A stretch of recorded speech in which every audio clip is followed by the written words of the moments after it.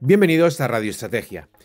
En este episodio vamos a hablar de qué ejército tiene pensado crear Donald Trump para Estados Unidos, o más bien, cómo va a ser la política de Donald Trump hacia las Fuerzas Armadas, sobre todo centrándonos en las capacidades operativas de las mismas y centrándonos en las nuevas capacidades que puedan adquirir. Lo primero que tenéis que saber es que Donald Trump no ha hecho ningún tipo de promesa especial sobre el ejército, más allá de declaraciones generalistas. Es decir, Donald Trump no ha prometido que va a aumentar el número de portaaviones, o que va a aumentar el número de buques de la Armada, o que quiere más cazas, o que quiere este proyecto, o que quiere otro proyecto. Donald Trump simplemente ha dicho que va a fortalecer la defensa de su país, que Estados Unidos va a volver a ser grande en materia de defensa, que el ejército tiene que estar para defender al país, que los malos tienen que preocuparse, etcétera, etcétera. Retórica política. Pero realmente no ha dado un dato, no ha dado ningún dato ni respecto a vehículos, ni a buques, ni a aviones, ni absolutamente nada.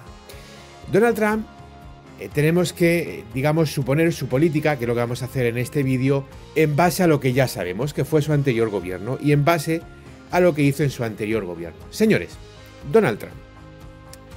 ¿Qué hizo Donald Trump en la pasada legislatura? Pues Donald Trump tomó una serie de medidas, y algunas de ellas os va a sorprender y las voy a explicar en este episodio, que fueron bastante curiosas. Por ejemplo, sabéis que Estados Unidos tiene lo que es el Army, la USAF, la Navy y los Marines. Y creó una agencia más, una agencia de un ejército del espacio.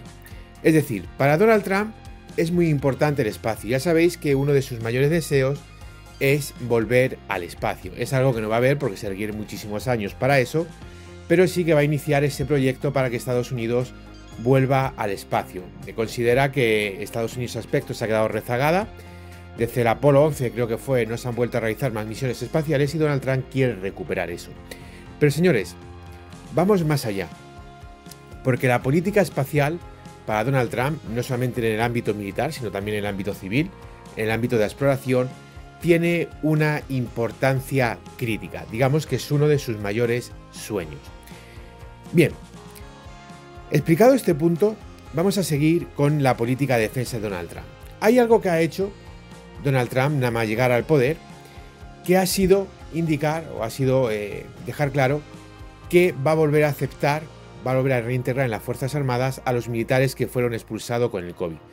El ejército de Estados Unidos expulsó a aquellos militares que no quisieron vacunarse. Bueno, en este aspecto, Donald Trump va a readmitir a estos militares. En primer lugar, es una medida muy inteligente porque al final aquellos que no quisieron vacunarse normalmente es gente muy inteligente, gente que tiene un nivel de conciencia muy alto, no es el típico pringaillo que sí va a las masas. Independientemente de que yo no quiera aquí hacer ningún alegato en contra de la vacuna y nada por el estilo, que Dios me libre, por Dios. Además, estoy vacunado hasta la saciedad, como yo no soy un soldado de juguete, sino que he estado en muchísimos sitios, pues os podéis imaginar la lista de vacunas que me han puesto. Pero sí es cierto que la gente que no ha querido vacunarse, sobre todo con el tema del COVID, que como todos sabemos la vacuna ha sido una estafa, mal, deprisa, corriendo y que ha costado muchas vidas, empezando por la vida de propios compañeros míos, pues en Estados Unidos fueron expulsados. Y en este aspecto, Donald Trump va a volver a aceptarlo. Además, Donald Trump va a expulsar de las Fuerzas Armadas toda la basura de las políticas woke, de la ideología woke. Con lo cual, en este aspecto, está claro que el ejército de Estados Unidos va a volver a ser un ejército de hombres libres, no un ejército de niñas woke. Y esto es importantísimo porque, señores, lo he dicho un millón de veces, que todas las armas están muy bien y que son esenciales y la guerra la gana la logística, pero un ejército bien motivado es un pedazo de ejército. Y todo un ejército donde echan los hombres porque un hombre no quiere ponerse una vacuna, pues te cargas ese ejército. Eso hace muchísimo daño. Eso hunde muchísimo la moral de la gente, sobre todo de las unidades que van a combatir, que al final son las unidades clave. Meter toda esa ideología woke, obligar, por ejemplo, a los Navy SEAL que cambien su himno porque suena mal y demás, pues es bastante estúpido, bastante estúpido. Y sinceramente, señores, aunque os pueda parecer mentira o pueda parecer poco importante desde fuera, os puedo asegurar que desde dentro, una de las cosas que más le va a fastidiar a un militar es que le toquen la moral, que le toquen las narices. Os puedo asegurar que eso hace muchísimo daño. Y Donald Trump va a poner fin a todo esto. Por lo tanto, desde un aspecto, digamos, político, desde un aspecto de la mentalidad militar, Donald Trump va a ser un soplo de libertad, un soplo de esperanza para los soldados de Estados Unidos en ese aspecto. Básicamente, los soldados de Estados Unidos se van a volver a dedicar a lo que tienen que hacer, que es matar, punto. Y van a dejar atrás toda la basura que Biden ha querido meter en las Fuerzas Armadas. Vamos con la parte operativa. ¿Qué podemos esperar del Army, de la USAF y de los Marines? Bueno, y por supuesto también de la Navy. Pues tenéis que tener presente una cosa. Al contrario que el dictador Sánchez, Trump ha puesto de ministro de Defensa a un ex militar. En Estados Unidos no va a estar dirigido por Dora la Exploradora. Con lo cual, en este aspecto, más que lo que vaya a hacer Donald Trump, va a ser lo que se le ocurra a esta persona, lo que se le ocurra a que va a ser ya el secretario de Estado de Defensa, que es como se denomina allí en Estados Unidos, al ministro de Defensa. Esto es bastante interesante y bastante importante. Porque claro, Donald Trump no es un experto militar, Donald Trump nunca ha servido en el ejército de Estados Unidos, es como Obama, por ejemplo. George Bush sí que fue piloto, sí que sirvió en el ejército de Estados Unidos, por ejemplo. Kennedy también sirvió, pero Donald Trump no ha sido un presidente como Obama que nunca ha servido en el ejército. En este aspecto hay que tener presente que Donald Trump, pues de armamento y de técnicas militares y demás, no sabe mucho. No es Eisenhower, por ejemplo, no es Eisenhower. Claro, imaginaos a Eisenhower de presidente de Estados Unidos hablando con el ministro de Defensa. Cuando el ministro de Defensa quisiese explicarle algo, ¿verdad? Pues aquí justo al contrario. Aquí si el ministro de Defensa le señala un Abrams a Trump y le dice que un portaaviones, probablemente Trump se lo crea. Y hay que mirar mucho al ministro de Defensa porque ha sido militar y además ha sido un militar, digamos, no de estos de sillones, no estos pringaillos de la vida que se hacen la foto vestido de uniforme, pero que lo más peligroso que han visto como soldados han sido, pues, no sé, una película de Chuck Norris. Entonces, en este aspecto, yo, señores, más que fijarme en Trump, en quien me tengo que fijar es en su secretario de Estado de Defensa. ¿Qué va a pasar con las ramas militares de Estados Unidos, con el Army, con la USAF, con la Navy y con los Marines? Pues que muy probablemente todas se vean potenciadas, porque Trump va a aumentar el presupuesto. Al aumentar el presupuesto van a aumentar las capacidades militares. Al aumentar las capacidades militares, obviamente, van a aumentar los vehículos, los buques o las aeronaves.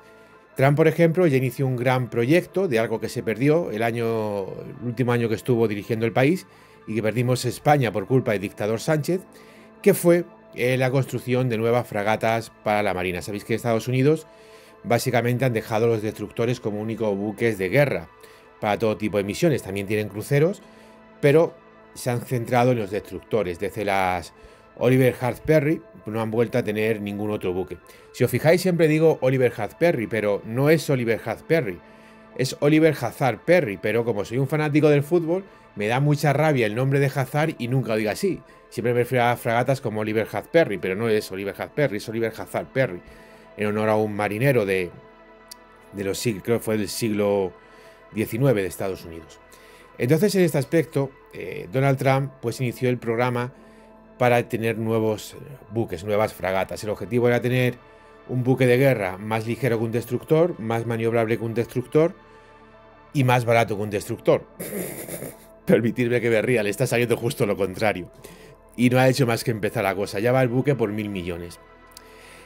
Pero bueno, es lo que tiene tener a un dictador como nos pasa en España, que perdemos contratos claves que de otra forma sí ganaríamos. Si hubiese estado Aznar, pues obviamente ese contrato hubiese sido nuestro sin ningún tipo de duda, porque además teníamos la suerte que la Navy quería el buque español. Hubiésemos ganado de calle. Claro, esta medida de aumentar el número de buques de guerra, construyendo buques más, digamos, más simples, pero bastante capaces, como era el tema de construir fragatas, pues simplemente lo único que buscaba era recuperar la marina. Recordar que Ronald Reagan lanzó un gran proyecto naval en el cual quería dotar a la Armada de Estados Unidos de 400 buques de guerra. Finalmente este programa no se llevó a cabo, entre otras cosas porque los que le sucedieron no continuaron con él. Pero Ronald Reagan tuvo ese proyecto, y no es que Donald Trump tenga también este proyecto, pero sí es cierto que quiere aumentar significativamente el número de buques. ¿Eso significará que va a adquirir más portaaviones, por ejemplo? Bueno, hay mucho debate con los portaaviones. Generalmente siempre hay mucho debate con todas las armas. Y en estos debates siempre hay dos bandos. El bando que quiere destruir las Fuerzas Armadas, el bando derrotista, el bando de los cornudos y el bando de los que apoyan a España. Pasa lo mismo, por ejemplo, en España con el tema de los Tigres, del F-35, etcétera, etcétera, etcétera. De los portaaviones, por ejemplo, en España hay un bando que es el bando de los cornudos, que son civiles que juegan a temas de defensa, y luego está el bando de los militares, aquellos que servimos a la patria, que no somos unos cornudos civiles y que, por supuesto, queremos lo mejor porque, señores, es que cuando te juegas la vida quieres tener lo mejor, no quieres jugarte la vida con tonterías. No sé si va a adquirir más portaaviones, pero que estoy seguro es que, por ejemplo, el número de sumergibles va a aumentar. De eso no me cabe ningún tipo de duda. Además, es una ambición de la Armada, la propia Navy. Todo el mundo dice y considera que los nuevos submarinos, los nuevos SSBN que van a entrar en servicio, el número es bastante reducido, quieren más y es muy probable que el número de submarinos aumente. ¿Qué va a pasar con los aviones? Pues yo aquí espero un bombazo. Yo creo que Donald Trump va a pegar algún bombazo. No sé si el bombazo va a ser en recuperar el Raptor o en hacer un nuevo Raptor. No sé si el bombazo va a ser el pedido de más F-35, no sé por dónde van a ir los tiros, pero por lo que he estado leyendo, por lo que me he estado informando, lo que se comenta en Círculo de Defensa de Estados Unidos y demás, es muy probable que a la USAF le vaya a dar algún bombazo. Algún bombazo. El bombazo puede ser perfectamente que el Raider, el nuevo bombardero que va a sustituir al B-2 Spirit, pues a lo mejor se compre mucho más de ello y también vaya para el B-52 o para el B-1 Lancer. De hecho, en Texas se habla mucho de esta posibilidad, pero vuelvo a repetir, se habla. Se habla. Si hacemos caso también a muchas de las cosas que se hablan en España, pues ¿qué queréis que os digan? Yo primero que marcaría, porque es que las tonterías que tenemos que leer al cabo del día pues son increíbles. Pero sí es cierto que allí hay más seriedad en ese aspecto, hay muchísima más seriedad y es bastante probable que la USAF se lleve algún bombazo. Donde probablemente menos cambios haya, donde menos cambios se articulen, es en el Army, es en el ejército. En el ejército, luego al final siempre pasan cosas, pero bueno, las expectativas en el ejército no son tan amplias. No son tan amplias las expectativas en el ejército.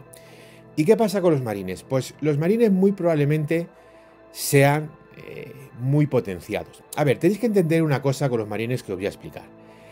Los marines, que en Estados Unidos tienen, ¿qué poder tienen los marines? Que para empezar son un ejército independiente, no como pues España, que Infantería Marina está integrada en la Armada. Los marines son independientes, ¿qué poder tienen? ¿Qué tal? Tenéis que entender una cosa de los marines. Los marines en Estados Unidos, según la propia Constitución de Estados Unidos, son el único cuerpo militar de los 4, bueno ya 5 que forman las Fuerzas Armadas de Estados Unidos, el único que puede ser desplegado en el exterior bajo orden del presidente sin la aprobación del Congreso. Repito, los marines, traducido a cristiano, el presidente de Estados Unidos lo puede mandar donde quiera sin el permiso de nadie, a su libre discreción, como si pidiese una pizza. Por eso los marines son tan potentes, porque el presidente de Estados Unidos no puede mandar a un solo soldado, a uno solo, a ningún sitio sin la aprobación del presidente, a ninguno. Sin embargo, los marines están libres de eso. Por eso los marines tienen helicópteros de ataque, tienen carros de combate, tienen aviones de combate. Por eso los marines tienen lo que tienen. Porque es el único cuerpo que está a libre discreción de uso por parte del presidente. Con lo cual, como comprenderéis, pues el presidente es el primer interesado en que los marines estén muy bien equipados. Es el primer interesado. Pero es simple y llanamente por esto, no es una cuestión ni de cómo queremos a los marines, ni una cuestión de orgullo, ni una cuestión de que tengamos en muy alta estima las capacidades anfibias, no, el motivo es ese. El motivo es que Estados Unidos puede hacer lo que quiera con los marines, ese es el motivo. Bien, señores, como veis, la realidad de los hechos es esta. Muy bien, no se sabe qué va a pasar, hay unas líneas generales, va a aumentar el presupuesto. Si aumenta el presupuesto, obviamente aumenta las capacidades. Si aumenta las capacidades, adquirirán más sistemas. Mucho ojito con la USAF. La USAF creo que va a crecer muchísimo. muchísimo ojito con, no voy a decir yo que vaya a lanzar una guerra espacial, una guerra de la galaxia 2.0, como hizo Reagan con la URSS, pero mucho ojito con la política de defensa espacial de Donald Trump, porque va muy en serio la cosa. Aparte del tema de Elon Musk o Elon Musk, para los que sean de Arkansas y demás, mucho ojito con esto, porque en este aspecto la política espacial va a tener mucha importancia y va a hacer cosas enormemente serias.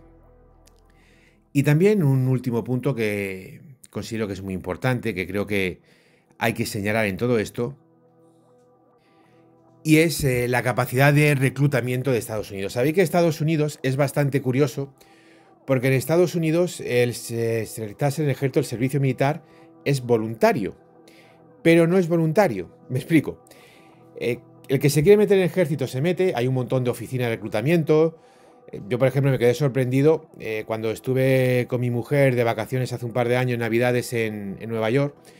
Pues pasamos por Times Square, que es pues como a Puerta del Sol, más o menos. Y bueno, pues allí cada tienda y cada centro tiene que costar muchísimo el metro cuadrado, obviamente. Y había una oficina de reclutamiento, por supuesto con sus luces, muy americano todo, espectacular, en mitad de la plaza. En mitad de la plaza. Estados Unidos, para reclutar, pues yo creo que tiene más soldados reclutando Estados Unidos que nosotros en la Guardia Real. Tiene oficina de reclutamiento en todos los sitios. No es que haya una oficina por ciudad, es que yo creo que hay una oficina por barrio. Es increíble cómo lo tienen montado, aparte de un montón de anuncios y demás.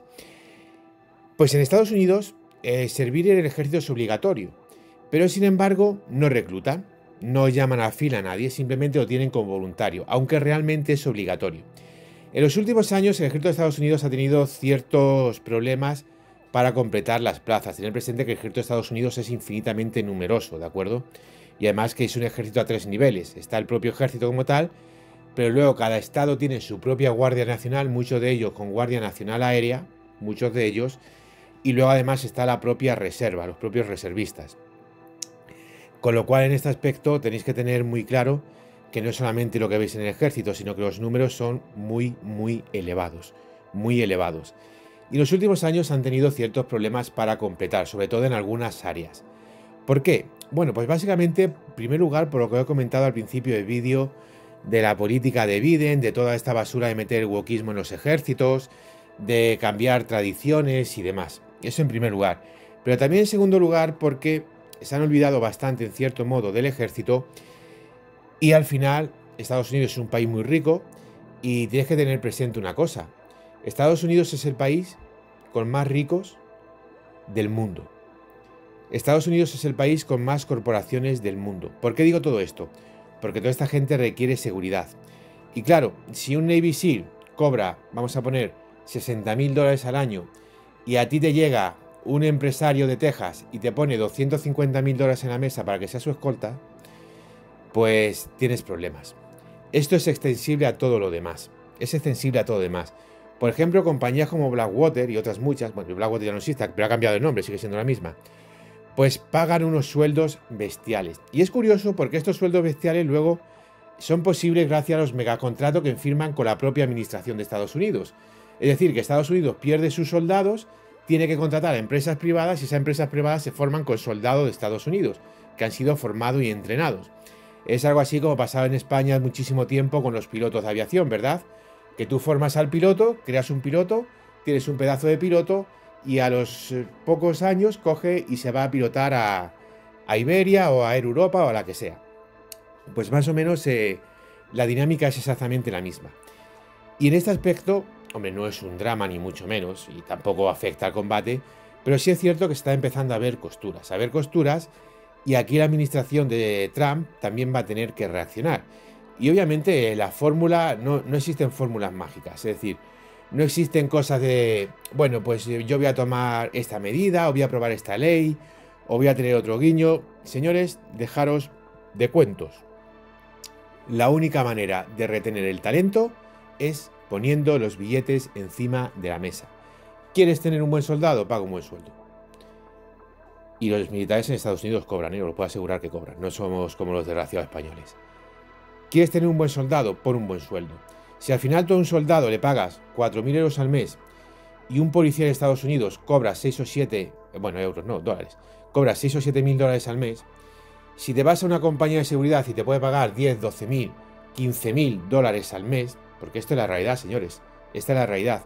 Un soldado de Estados Unidos, hombre, depende mucho de la unidad, depende de si tienes ayuda a la vivienda o no, depende de si tienes ayuda a la comida o no, el sueldo es muy complicado, no es un sueldo estándar. Dijo uno de un país que tienes el complemento de esto, el complemento del otro y el complemento de la moto. Pero bueno, pues en Estados Unidos es incluso todavía peor. Cobras por 20.000 cosas y tienes 20.000 ayudas como militar. Pero más o menos un soldado puede salir en torno a unos 4.000 dólares al mes. Más o menos, ¿de acuerdo? Que hay diferencias. Pero para que se hagamos una idea. En total eso al año son unos 50.000 dólares. Que ni llega siquiera, ¿vale? Ni llega siquiera para... no sé, para un corporal, un sargento de la vida. Perdón, un cabo de la vida, disculparme. Si Estados Unidos quiere poner fin a esto, y no es un problema de reclutamiento de base, que también, si no es a todos niveles, pues va a tener que poner más dinero encima de la mesa. Y este es un problema que también se puede ver en España y que se puede ver en todos los sitios. Al final, señores, las cosas son como son. Un soldado español cobra lo mismo que cualquier pringao civil poniendo hamburguesas en el McDonald's. Es así. Es así. Mi mujer, que no es que tenga precisamente ningún super mega sueldo, pero mi mujer cobra casi el doble que cualquier soldado. Trabaja en una oficina. Cobra casi el doble que cualquier soldado. No te voy a decir yo de un legionario ni un paraca, pero no hay ningún militar español que esté en una oficina que tenga ningún tipo de incentivo para estar en ella, cuando ejerciendo el mismo trabajo en la calle vas a cobrar muchísimo más. De hecho, mi mujer cobra más que cualquier sargento primero del ejército. Y repito, no es ningún mando ni está en ningún sitio especial. Es una trabajadora más.